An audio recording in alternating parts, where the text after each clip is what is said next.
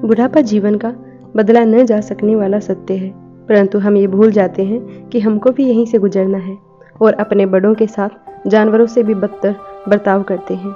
हम कुत्ते को रोटी डालेंगे पर प्यार से और हमारे बड़ों को धिक्कार से। ये सबके लिए नहीं है, अच्छे लोगों की कमी नहीं है संसार में, लेकिन जो बुरे हैं वो भी कम नहीं है। कहानी इस प्रकार है। बुढ़ापा बहुधा बचपन का पुनरागमन हुआ करता है। बूढ़ी काकी में जीवा स्वाद के सिवा कोई चेष्टा शेष न थी और न अपने कष्टों की ओर आकर्षित करने का रोने के अतिरिक्त कोई दूसरा सहारा। समस्त इंद्रियां, नेत्र, हाथ और पैर जवाब दे चुके थे। पृथ्वी पर पड़ी रहती और जब घर वाले कोई बात उनकी इच्छा के प्रतिकूल करते या भोजन का समय टल जाता, उसका परिणाम पूर्ण न होता, तो बाजार से कोई वस्तु न आती और उन्हें न मिलती तो रोने लगती। उनका रोना सिसकना साधारण न था, वह गला फाड़ फाड़ कर रोती थी। उनके पतिदेव को स्वर्ग सिधारे कालांतर हो चुका है। बेटे तरुण होकर चल बसे थे। अब एक भतीजे के सिवाय और कोई न था। उसी भतीजे के नाम उन्होंने अपनी सारी संपत्ति लिख दी थी। भतीजे ने संपत्ति लिखाते समय तो खूब लंबे चौड़े वायदे किए। ये सब वायदे केवल कुली डिपो के दलालों के दिखाए हुए सब्जबाग थे। यद्यपि उस संपत्ति की वार्षिक आय 150-200 रुपये से कम न थी, फिर भी बूढ़ी काकी को पेट भर भोजन भी कठिनाई से मिलता था। इसमें उनके भतीजे पंडित बुद्धिराम का अपराध था। उनकी अर्धांगिनी श्रीमती रूपा यह इसका निर्णय करना सहज नहीं। बुद्धिराम स्वभाव के सज्जन थे, किंतु उसी समय तक जब तक कि उनके खजाने पर कोई आंच न आए। रूपा स्वभाव से तीव्र थी सही, पर ईश्वर से डरती थी। अतएव बूढ़ी काकी को उसकी तीव्रता उतनी न खलती थी जितनी बुद्धिराम की भलमनसाहट। बुद्धिराम को कभी कभी अपने अत्याचार का खेद होता था। विचारते कि इसी संपत्ति के कारण तो इस समय में भला मानुष बना बैठा हूँ। यदि मौखिक आश्वासन, सुखी सहानुभूति से स्थिति में सुधार हो जाता तो उन्हें कदाचित कोई आपत्ति न होती, परंतु विशेष व्यय का भय उनकी सचेष्टा को दबाए रखता था।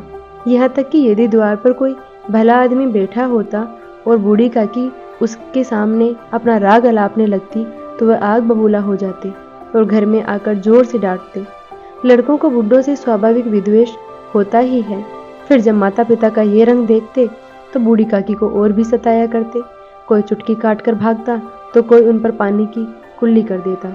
काकी चीख मार कर रोती, परंतु ये बात प्रसिद्ध थी कि वह केवल खाने के लिए रोती है। अतएव उनके संताप और आर्तनाद पर कोई ध्यान नहीं देता था। हाँ, काकी कभी क्रोधातुर होकर बच्चों को गालियां देने लगती तो रूपा घटना स्थल पर अवश्य आ पहुंचती, इस भय से कि काकी अपने जीवा कृपाण का कदाचित ही प्रयोग करती थी। यद्यपि उपद्रव शांति का यह उपाय रोने से कई अधिक उपयुक्त था। संपूर्ण परिवार में यदि काकी से किसी को अनुराग था तो वह बुद्धिराम की छोटी लड़की लाडली थी। लाडली अपने दोनों भाइयों के भय से अपने हिस्से की मिठाई चबेना बूढ़ी काकी के पास आकर बैठकर खाया करती थी और यही उसका रक्षागार था। और यद्यपि काकी की शरण उनकी लोलुपता के कारण बहुत महंगी पड़ती थी, फिर भी भाइयों के अन्याय से कई आसान थी। इस स्वार्थानुकूलता ने उन दोनों के बीच प्रेम और सहानुभूति का आरोपण कर दिया था। रात का समय था। बुद्धिराम के द्वार पर शहनाई बज रही थी। गांव में बच्चों का झुंड विषमयपूर्ण नेत्रों से गाने का रसास्वादन कर रहा था। चारपाइयों पर मेहमान विश्राम करते हुए नाइयों से मुक्कियां लगवा रहे थे। समीप ही खड़ा हुआ भाट बिरदावली सुना रहा था। कुछ भावज्ञ मेहमानों के वाह वाह कहने पर ऐसा खुश हो रहा था मानो इस वाह वाह का यथार्थ में वही अधिकारी है। दो एक अंग्रेजी पढ़े नवयुवक इन व्यवहारों से उदासीन थे। वे इस गंवार मंडली में सम्मिलित होना अपनी प्रतिष्ठा के प्रतिकूल समझते थे। आज बुद्धिराम के बड़े लड़के सुखराम का तिलक आया है। ये उसी का उत्सव है। घर के भीतर स्त्रियां गा रही हैं और रूपा मेहमानों के लिए भोजन के प्रबंध में व्यस्त थी। भट्टियों पर कड़ाह चढ़े थे। एक में पूरियां कचौरियां निकल रही थी, दूसरे में अन्य पकवान बन रहे थे। एक बड़े हंडे के मसालेदार तकारी पक रही थी। घी और मसाले की शुद्धावर्धक सुगंधी चारों ओर फैली हुई थी। बूढ़ी काकी अपनी कोठरी में शोकमय विचार की भांति बैठी हुई थी। वह स्वाद मिश्रित सुगंधी उन्हें बेचैन कर रही थी। वे मन ही मन विचार कर रही थी कि संभवतः मुझे पूड़ियां न मिलेंगी। इतनी देर हो गई, कोई भोजन लेकर नहीं आया। मालूम होता है सब लोग भोजन कर चुके और मेरे लिए कुछ न बचा। ये सोचकर उन्हें रोना आया, लेकिन अपशकुन के डर से रो न सकी। हाय, कैसी सुगंध है, और मुझे कौन पूछता है। जब रोटियों के ही लाले पड़े हैं तो ऐसे भाग्य कहाँ कि भरपेट पूड़ियां मिली। यह विचार कर उन्हें रोना आया। कलेजे में एक हूक सी उठने लगी, परंतु रूपा के भय से उन्होंने फिर मौन धारण कर लिया। बूढ़ी काकी देर तक इन्हीं दुखदायक विचारों में डूबी रही। घी और मसालों की सुगंधी रह रह कर मन को आपे से बाहर किए देती थी। मुंह में पानी भर भर आता था। पूड़ियों का स्वाद स्मरण कर हृदय में गुदगुदी होने लगती थी। किसे पुकारूं? आज लाडली बेटी भी नहीं आई। दोनों छोकरे सदा दिख किया करते हैं, आज उनका भी कहीं पता नहीं। कुछ मालूम तो होता कि क्या बन रहा है। बूढ़ी काकी की कल्पना में पूड़ियों की तस्वीर नाचने लगी। खूब लाल लाल, फूली फूली, नरम नरम होंगी। रूपा ने भली भांति मोयन दिया होगा। कचौरियों में अजवाइन और इलायची की महक आ रही होगी। एक पूरी मिलती तो जरा हाथ में लेकर देखती। क्यों न चलकर कढ़ा के सामने ही बैठूं। पूड़ियां छन छन कर तैरती होंगी। कढ़ा से गरम गरम निकलकर थाल में रखी जाती होंगी। फूल हम घर में भी सूंघ सकते हैं, परंतु वाटिका में कुछ और बात होती है। इस प्रकार निर्णय करके बूढ़ी काकी ऊकड़ू बैठकर हाथों के बल से रखती हुई बड़ी कठिनाई से चौखट उतरी और धीरे धीरे रेंगती हुई कढ़ा के पास जा बैठी। यहाँ आने पर उन्हें उतना ही धैर्य हुआ जितना भूखे कुत्ते को खाने के सम्मुख बैठने पर होता है। रूपा उस समय कार्यभार से उद्विग्न हो रही थी। कभी इस कोठे में जाती, कभी उस कोठे में, कभी कढ़ा के पास आती, कभी भंडार में जाती। किसी ने बाहर से आकर कहा, महाराज ठंडई मांग रहे हैं, तो ठंडई देने लगी। इतने में किसी ने आकर कहा, भाट आया है, उसे कुछ दे दो। भाट के लिए सीधा निकाल रही थी कि तीसरे आदमी ने आकर पूछा, अभी भोजन तैयार होने में कितना विलंब है, जरा ढोल मजीरा उतार दो। बेचारी अकेली स्त्री दौड़ते दौड़ते व्याकुल हो रही थी, झुंझलाती थी, कुड़ती थी, परंतु रोष प्रकट करने का अवसर न पाती थी। भय होता कहीं पड़ोसी ने यह न कहने लगे कि इतने में ही उबल पड़ी। प्यास से उसका कंठ सूख रहा था। गर्मी के मारे फूंकी जाती थी, परंतु इतना अवकाश भी नहीं था कि जरा पानी पी ले और पंखा लेकर झले। यह भी खटका कि जरा आंख हटी और चीजों की लूट मची। इस अवस्था में बूढ़ी काकी को कढ़ा के पास बैठा देखा तो जल गई। क्रोध न रुक सका। इसका भी ध्यान न रहा कि पड़ोसी ने बैठी हुई है, मन में क्या कहेंगी। पुरुष लोग सुनेंगे तो क्या कहेंगे। जिस प्रकार मेंढक केंचुए पर झपटता है, उसी प्रकार वह बूढ़ी काकी पर झपटी और दोनों हाथों से झंझोड़ कर बोली, ऐसे पेट में आग लगे, पेट है या भाड़? कोठरी में बैठते क्या दम घुटता था? अभी मेहमानों ने नहीं खाया, भगवान को भोग नहीं लगा, तब तक धैर्य न हो सका। आकर छाती पर सवार हो गई। जल जाए ऐसी जीव। दिन भर खाती न होती तो न जाने किसकी हांडी में मुंह डालती। गांव देखेगा तो कहेगा, बुढ़िया को भरपेट खाना ही नहीं पाती, तभी तो ऐसे मोबाइल फिरती है। डाइन मरे न माचा छोड़े। नाम बेचने पर लगी है, नाक कटवा कर दम लेगी। इतना ठूसती है, न जाने कहाँ भस्म हो जाता है। लो, भला चाहती हो तो जाकर कोठरी में बैठो, और जब घर के लोग खाने लगेंगे तब तुम्हें भी मिलेगा। तुम कोई देवी नहीं हो कि किसी के मुंह में पानी न जाए और तुम्हारी पूजा पहले हो जाए। बूढ़ी काकी ने सिर न उठाया, न रोई, न बोली, चुपचाप रेंगती हुई अपनी कोठरी में चली गई। आघात ऐसा कठोर था कि हृदय और मस्तिष्क की संपूर्ण शक्तियां, संपूर्ण विचार, संपूर्ण भार उसी ओर आकर्षित हो रहे थे। नदी में जब कगार का कोई वृहद खंड कटकर गिरता है तो आसपास का जल समूह चारों ओर से उसी स्थान को पूरा करने के लिए दौड़ता है। भोजन तैयार हो गया। आंगन में पत्तल पड़ गए। मेहमान खाने लगे। स्त्रियों ने जेवनार गीत गाना प्रारंभ कर दिया। मेहमानों के नाई और सेवक गण भी उसी मंडली के साथ किंतु कुछ हटकर भोजन करने बैठे, परंतु सभ्यता अनुसार जब तक सबके सब न खा चुके कोई उठ नहीं सकता था। दो एक मेहमान जो कुछ पढ़े लिखे थे, सेवकों के दीर्घाहार पर झुंझला रहे थे। वे इस बंधन को व्यर्थ और बेसिर पैर की बात समझते थे। बूढ़ी काकी अपनी कोठरी में जाकर पश्चाताप कर रही थी कि मैं कहाँ से आ गई। उन्हें रूपा पर क्रोध नहीं था, अपनी जल्दबाजी पर दुख था। सच तो यह है कि जब तक मेहमान लोग भोजन न कर चुकेंगे घर वाले कैसे खाएंगे? मुझसे इतनी देर भी रहा न गया। सबके सामने पानी उतर गया। अब तक कोई बुलाने आएगा न जाऊंगी। मन ही मन इसी प्रकार का विचार कर वह बुलावे की प्रतीक्षा करने लगी, परंतु घी का रुचिकर सुवास बड़ा ही धैर्य परीक्षक प्रतीत हो रहा था। उन्हें एक एक पल एक एक युग के समान मालूम होता था। अब पत्तल बिछ गए होंगे, मेहमान आ गए होंगे, लोग हाथ पैर धो रहे होंगे, नाई पानी दे रहा होगा, मालूम होता है लोग खाने बैठ गए, जीवनार गया जा रहा है। यह विचार कर वह मन को बहलाने के लिए लेट गई और धीरे धीरे एक गीत गुनगुनाने लगी। उन्हें लगा मुझे गाते देर हो गई। क्या इतनी देर तक लोग भोजन कर रहे होंगे? किसी की आवाज़ सुनाई नहीं देती। अवश्य ही लोग खा पी कर चले गए। मुझे कोई बुलाने नहीं आया। रूपा चिढ़ गई। क्या न बुलाए, सोचती हो कि अपने आप ही आवेगी। वह कोई मेहमान तो है नहीं जो उसे जाकर बुलाऊं। बूढ़ी काकी चलने को तैयार हुई, यह विश्वास कि 1 मिनट में पूड़ियाँ और मसालेदार तरकारियाँ सामने आएंगी। उन्होंने मन में तरह तरह के मंसूबे बांधे। पहले तरकारी से पूड़ियाँ खाऊंगी, फिर दही शक्कर से कचौरियाँ रायते के साथ मज़ेदार मालूम होंगी। चाहे कोई बुरा माने या भला, मैं तो मांग मांग कर खाऊंगी। यही न लोग कहेंगे कि इन्हें विचार नहीं। कहा करे, इतने दिनों के बाद पूड़ियाँ मिल रही है तो मुंह झूठा करके थोड़े ही उठ जाऊंगी। वह उकड़ू बैठकर हाथों के बल खिसकती आंगन में आई, परंतु हाय रे दुर्भाग्य, अभिलाषा ने अपने पुराने स्वभाव के अनुसार समय की मिथ्या कल्पना की थी। मेहमान मंडली अभी बैठी थी। कोई खाकर उंगलियां चाटता, कोई तिरछी नेत्रों से देखता कि लोग अभी खा रहे हैं नहीं। कोई इस चिंता में था कि पत्तल भर पूड़ियाँ छूटी जाती हैं, अब इनको अंदर कैसे रख लूं। कोई दही खाकर जीभ चटखारता, कोई दोने मांगता संकोच करता, और इतने में बूढ़ी काकी रेंगती हुई उनके बीच में जा पहुंची। कई आदमी चौंक कर उठ खड़े हुए और पुकारने लगे, अरे ये बुढ़िया कौन है? ये कहाँ से आ गई? देखो किसी को छूने दे। पंडित बुद्धिराम काकी को देखते ही क्रोध से तिलमिला गए। पूड़ियों का थाल लिए खड़े थे।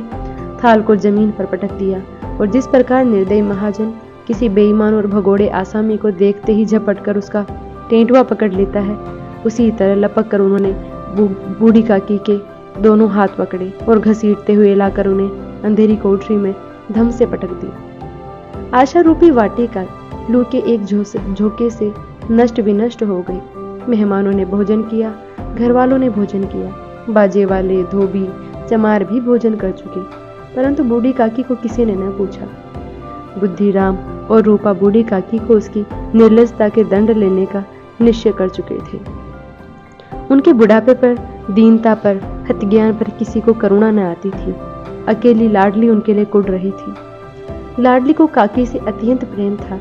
बेचारी भोली लड़की थी, बाल विनोद और चंचलता की उसमें गंध तक न थी। दोनों बार जब माता पिता ने काकी को निर्दयता से घसीटा तो लाडली का हृदय ऐंठ कर रह गया। वह झुंझला रही थी कि लोग काकी को क्यों बहुत सी पूड़ियाँ नहीं दे देते। क्या मेहमान सबकी सब खा जाएंगे? और यदि काकी ने मेहमानों से पहले खा लिया तो क्या बिगड़ जाएगा? वह काकी के पास जाकर उन्हें धैर्य देना चाहती थी, परंतु माता के भय से न जाती थी। उसने अपने हिस्से की पूड़ियाँ बिल्कुल न खाई थी, अपनी गुड्डियों की पिटारी में बंद कर दी थी। उन पूड़ियों को काकी के पास ले जाना चाहती थी। उसका हृदय अधीर हो रहा था। बूढ़ी काकी मेरी बात सुनेंगी तो उठ बैठेंगी, पूड़ियाँ देखकर कैसी प्रसन्न होंगी, मुझे खूब प्यार करेंगी। रात के 11 बज गए। रूपा आंगन में पड़ी सो रही थी, लेकिन लाडली की आंखों में नींद न थी। काकी को पूड़ियाँ खिलाने की खुशी उसे सोने न देती थी। उसने गुड्डियों की पिटारी सामने ही रखी थी। जब विश्वास हो गया कि अम्मा सो रही है तो वह चुपके से उठी और विचारने लगी, कैसे चलो। चारों ओर अंधेरा था, केवल चूल्हों में आग चमक रही थी। चूल्हों के पास एक कुत्ता लेटा हुआ था। लाडली की दृष्टि द्वार के सामने वाले नीम की ओर गई। उसे मालूम हुआ कि उस पर हनुमान जी बैठे हुए हैं। उनकी पूंछ, उनके गदा सब स्पष्ट दिखलाई दे रही हैं। मारे भय के उसने आंखें बंद कर ली और इतने में कुत्ता उठ बैठा। लाडली को ढाढ़स हुआ। कई सोए मनुष्यों के बदले एक जागता हुआ कुत्ता उसके लिए अधिकतर धैर्य का कारण हुआ।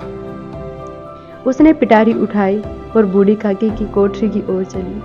बूढ़ी काकी को केवल इतना स्मरण था कि किसी ने उसके हाथ घसीटे और ऐसा मालूम हुआ जैसे पहाड़ पर उड़ाए लिए जाता है। उनके पैर बार बार पत्थरों से टकराए, पर जब किसी पहाड़ पर पटका तो वह मूर्छित हो गई। जब वे सचेत हुई तो किसी की जरा भी न आहट थी। समझा कि सब लोग खा पीकर सो गए और मेरी तकदीर भी सो गई। रात कैसे कटेगी? हे राम, खाऊं क्या? पेट में अग्नि धधक रही है। हाँ, किसी ने मेरी सुध न ली। क्या मेरा ही पेड़ काटने से धन जुट जाएगा? इन लोगों को इतनी भी दया नहीं आती कि न जाने बुढ़िया कब मर जाए, उसका जी क्यों दुखाए। मैं पेट ही तो रोटियां खाती हूँ और कुछ, पर इसमें यह हाल। मैं अंधी अपाहिज ठहरी, न कुछ सुनो न बूझूं। यदि आंगन में चली गई तो बुद्धिराम से इतना न कहते बनता था कि काकी अभी लोग खा रहे हैं, फिर आना। मुझे घसीट कर पटका। उन्हीं पूड़ियों के लिए रूपा ने सबके सामने गालियां दी। उन्हीं पूड़ियों के लिए इतनी दुर्गति करने पर भी पत्थर का कलेजा न पसीजा। सबको खिलाया और मेरी बात तक न पूछी। जब तक न दी अब क्या देगी, यह विचार कर काकी निराशा में संतोष के साथ लेट गई। गलानी से गला भर भर आता था, परंतु मेहमानों के भय से रोती न थी। सहसा उनके कानों में आवाज आई, काकी उठो, मैं पूड़ियां लाई हूँ। काकी ने लाडली की बोली पहचानी, चटपट उठ बैठी। दोनों हाथों से लाडली को टटोला और गोद में बिठा लिया। लाडली ने पूड़ियां निकाल कर दी। काकी ने पूछा, क्या तुम्हारी अम्मा ने दी है? लाडली, नहीं, ये मेरे हिस्से की है। काकी पूड़ियों पर टूट पड़ी। 5 मिनट में पिटारी खाली हो गई। लाडली ने पूछा, काकी पेट भर गया? जैसे थोड़ी सी वर्षा ठंडक के स्थान पर और भी गर्मी पैदा कर देती है, उसी भांति इन थोड़ी सी पूड़ियों ने काकी की शुदा और इच्छा को उत्तेजित कर दिया था। बोली, नहीं बेटी, अम्मा से और मांग लाओ। लाडली ने कहा, नहीं, वो सोती हैं, जगाऊंगी तो मारेंगी। काकी ने पिटौरी को खोला। जो कुछ खुरचन में गिरा था वो भी निकाल कर खा गई। बार बार होठों को चाटती, चटखारी भरती। हृदय महसूस रहा था कि पूड़ियां कैसे पाऊं। संतोष का सेतु जब टूट जाता है तो इच्छा का बहाव अपरिमित हो जाता है। मतवालों को मद का स्मरण कराना उन्हें मदांध बनाता है। काकी का अधीर मन भी इच्छा के प्रबल बहाव में बह गया। सही गलत का विचार जाता रहा। कुछ देर तक उन्होंने इच्छा को रोका, लेकिन एकदम से लाडली से बोली, मेरा हाथ पकड़कर वहां ले चलो जहां मेहमानों ने बैठकर भोजन किया। लाडली उनकी बात समझ न सकी और काकी का हाथ पकड़कर झूठे पत्तलों के पास बिठला दिया। दीन और बहुत भूखी और हतज्ञान बुढ़िया पत्तलों से पूड़ियों के टुकड़े चुन चुनकर खाने लगी। हो, दही कितना स्वादिष्ट था, कचौरियां कितनी सलोनी, खस्ता कितने सुकोमल। काकी बुद्धिहीन होते हुए भी इतना जानती थी कि जो वो कर रही है वो उनको कभी नहीं करना चाहिए। दूसरों के झूठे पत्तल चाट रही है, लेकिन बुढ़ापा में भूख का रोग का अंतिम समय है, जब संपूर्ण इच्छाएं एक ही केंद्र पर आ जाती थी। बूढ़ी काकी का यह केंद्र उनकी स्वाद इंद्रियां थी। ठीक उसी समय रूपा की आंख खुली। उनको मालूम हुआ कि लाडली उनके पास नहीं है। वह चौकी और चारपाई इधर उधर ताकने लगी, कहीं नीचे तो नहीं गिर पड़ी। वहां न पाकर उठ बैठी तो देखती है लाडली झूठे पत्तलों के पास चुपचाप खड़ी है और बूढ़ी काकी पत्तलों पर से पूड़ियों के टुकड़े उठा उठा कर खा रही है। रूपा का हृदय सन्न रह गया। किसी गाय की गर्दन पर छुरी चलते देखकर जो अवस्था होती है वही उसकी उस समय हुई। एक ब्राह्मणी दूसरों का झूठे पत्तल टटोले, इससे अधिक शोकमय दृश्य असंभव था। पूड़ियों के कुछ ग्रासों के लिए उसकी सचेरी सास ऐसा पतित और निकृष्ट कर्म कर रही है। यह वह दृश्य था जिसे देखकर देखने वालों के हृदय कांप उठते थे। ऐसा प्रतीत होता मानो जमीन रुक गई, आसमान चक्कर खा रहा है, संसार पर कोई नई विपत्ति आने वाली है। रूपा को क्रोध न आया। शोक के सम्मुख क्रोध कहाँ? करुणा और भय से उसकी आंखें भर आई। इस अधर्म के पाप का भागी कौन? उसके सच्चे हृदय ने गगन मंडल की ओर हाथ उठाकर कहा, हे परमात्मा, मेरे बच्चों पर दया करो। इस अधर्म का दंड मुझे मत दो, वरना हमारा सत्यानाश हो जाएगा। रूपा को अपनी स्वार्थपरता और अन्याय इस प्रकार प्रत्यक्ष रूप में कभी न दिखाई पड़ा था। तो वह सोचने लगी, हाय कितने निर्दयी हूँ मैं, जिसकी संपत्ति से मुझे 200 रुपया वार्षिक आय हो रही है, उसकी ये दुर्गति, वो भी मेरे कारण। हे भगवान, मुझसे बहुत बड़ी गलती हुई, मुझे माफ करना। आज मेरे बेटे का तिलक था, हजारों लोगों ने खाना खाया, उनके मैं इशारों की दासी बनी रही, सैकड़ों रुपए खर्च कर दिए, जिसकी बदौलत हजारों रुपए खाए, आज उसे उत्सव में भरपेट भोजन न दे सकी, बस इसलिए कि वो बूढ़ी है, असहाय है। रूपा ने दिया जलाया और भंडार का द्वार खोला। एक थाल में संपूर्ण सामग्रियां सजा कर लिए बूढ़ी काकी की ओर चली। आधी रात जा चुकी थी। आकाश पर तारों के थाल सजे हुए थे।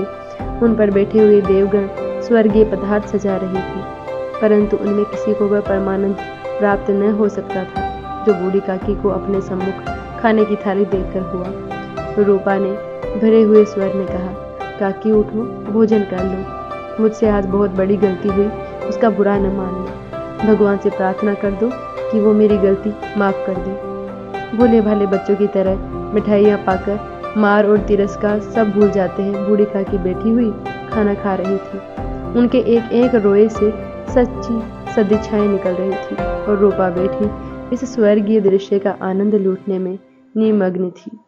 धन्यवाद।